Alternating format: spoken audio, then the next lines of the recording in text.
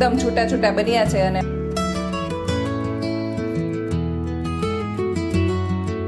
આ અમારા છે ચટણીના કારીગર.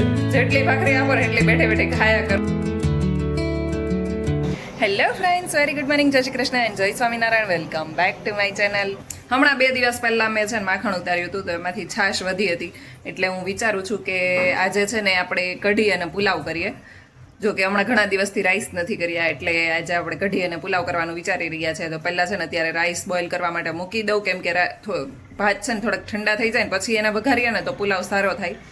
બાકી ગરમે ગરમમાં વઘારી લઈએ ને તો ખીચડી જેવું થઈ જાય. એટલે અત્યારે આપણે ભાત બનાવવા માટે મૂકી દઈશું.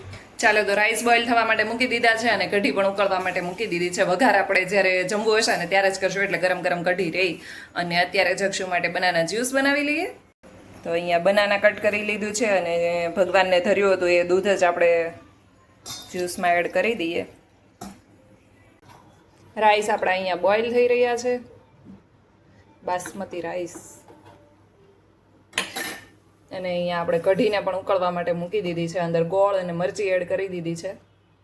જો આ છોકરા ક્યાં બેસવાનું,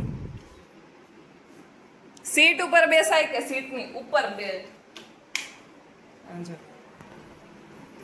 ક્યાં બેઠો છો? નીચે બેસી જા દીકુ. નીચે બેસી, એની ઉપર નો બેસાય, પડી જઈશ.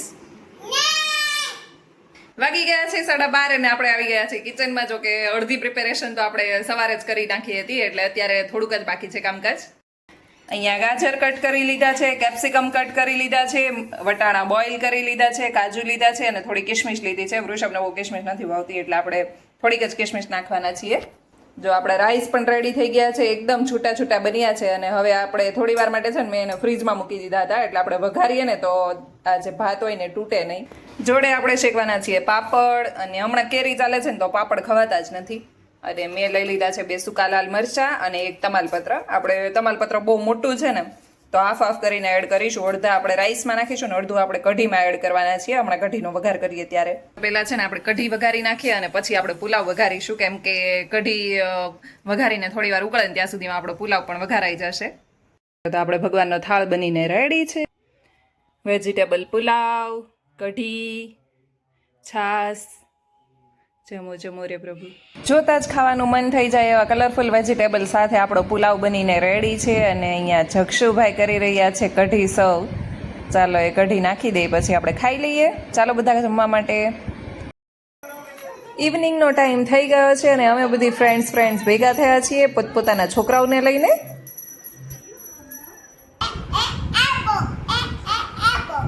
એપલ નથી, કચ્ચા મેંગો છે, કાગડા કેરી. અત્યારે છે ને ફ્રેન્ડને ત્યાં ગયા હતા અને ત્યાં બધી અમારી જે કિટી પાર્ટી વાળી, એટલે કે મારા હસબન્ડના જેટલા પણ ફ્રેન્ડ્સ છે ને એની વાઈફ છે ને એ અમે બધા ફ્રેન્ડ્સ બની ગયા છે. અને અમારી એક કિટી પાર્ટીનું ગ્રુપ છે. જો કે અમે કિટી પાર્ટી તો છોકરા આવ્યા પછી કરી નથી ક્યારેય, પરંતુ અમે અત્યારે છે ને એક અહીંયા બાજુના રેસિડેન્સીમાં એક ફ્રેન્ડ રહી છે અને ત્યાં અમે બધા ભેગા થયા હતા અને બહુ મજા આવી. તો થોડી વાર બેઠા હતા અને આવતા લેટ થઈ ગયું. અહીંયા અમારી ભાખરીઓ બનવા લાગી છે અને અહીંયા બની રહી છે કાચી કેરીની ચટણી. મલ્ટીગ્રેન ભાખરી બનીને રેડી થઈ ગઈ છે અને હવે એક છેલ્લી જક્ષુની નાની બની રહી છે. જો અહીંયા છે ને કાચી કેરીની ચટણીમાં મરચાં, ધાણા, ફુદીનો અને કેરી અને આપણે થોડીક શીંગ એડ કરવાના છીએ. અને આ અમારા છે ચટણીના કારીગર. દર વખતે વૃષભ જ ચટણી બનાવે છે. આટલી બધી કેરી પાકી ગઈ છે, પરંતુ થોડી વધારે પાકી ગઈ હોય ને તો ખાવાની એમ મજા ના આવે, પરંતુ રસ કાઢીને મજા આવે. તો તારક મહેતા જોતા જોતા રસ કાઢી લઈએ. કેરીનો રસ ખાવો તો બધાને બહુ ગમે, પણ જે કેરીમાંથી રસ કાઢવો ને એમાં બહુ જ વધારે ટાઈમ જાય છે. એની કરતાં ચીરું ખાઈ લેવી જોઈએ એવું લાગે, પણ રસ ખાવાની બહુ મજા આવે છે, એટલે થોડીક મહેનત તો કરવી જ પડે. એટલે અત્યારે છે ને આપણે જેટલી કેરી એક સાથે પાકી ગઈ હતી ને એ બધીને ફોડવા કરીને એક તપેલીમાં ભરી દીધી છે. કાલ સવારે આપણે બ્લેન્ડર ફેરવીને રસ કાઢી લઈશું અને પછી ચાળીને બપોરે જોઈએ હવે શેનું શાક કરીએ. મને તો કેરીનો રસ, મરચું અને ભાખરી હોય ને તો કંઈ પણ ના જોઈએ. જેટલી ભાખરી આપો ને એટલી બેઠે બેઠે ખાયા કરું. હું રૂમમાં આવું ને પેલા જો જક્ષુભાઈ રૂમમાં આવી ગયા છે ને એસી શરૂ કરી દીધું. જો 16 ઉપર એસી છે. જક્ષુ લાવ તો રિમોટ. હે આપણે 25 ઉપર દરરોજ કરવાનું હોય, તું કેમ 16 પર કરી દીધું છે? આટલું બધું એસી કોઈ દિવસ કરાય? ચાલો હવે સૂઈ જવાનું છે.